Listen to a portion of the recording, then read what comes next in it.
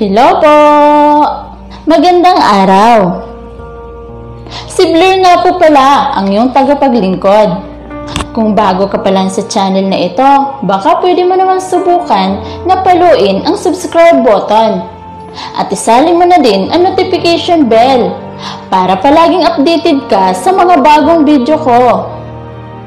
At ngayon, may bagong alay na naman po ako para sa inyo. Tungkol ito sa patawad, nasaktan na pala kita. A few moments later. Patawad, nasaktan na pala kita. Nakasakal ka na ba? Lalo na sa taong minamahal ka ng sobra. Nahingin sa iyong kaalaman, siya ay iyo na palang nasaktan. Nasaktan na hindi mo namalayan. Dahil sa tuwing ikaw ay kaharap niya, ngumingiti pa rin siya. Ngumingiti na di mo alam na ang puso pala ay puno ng tigriti. Ang kadilahanan ay iyong mga ginagawang kamalian, na kahit ikaw ay mali na, ay siyang pinipilit pa rin na tama. Kaya't walang nagawa. Oo na, ikaw na ang tama. Sapagkat sa ating relasyon, lahat ng bagay na iyong ginagawa ay tama. Palagi itong tama na kahit sa mata ko at sa mata ng ibang tao ay maling-mali ito. Ang mga salitang lumalabas sa bibig ng mahal mo na hindi mo inaakala. Ang mga salitang yon ay siyang susi rin pala para mabuksan ang sarado mong isipan.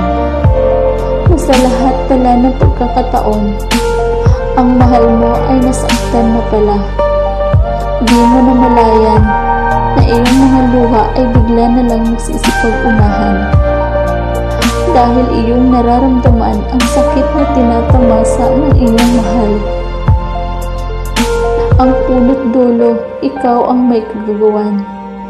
At ang tanging sambit lang ay, mahal, patawad, nasaktan na pala kita. Patawad sa lahat ng kamalian na aking ginagawa. Patawad dahil ikaw pala ay aking napabayaan na. Patawarin mo ako, aking mahal, sa lahat ng mga pangako na hindi ko natupad. Di ko naman kayang ibalik ang mga araw na sinasayang ko lang. Subalit sisikapin ko na sa mga araw na natira sa ating buhay, ikaw ay maging masaya. At iyong matamasa rin ang mga totoong kaligayahan. Sa piling ko, alam ko mahirap na mangako muli.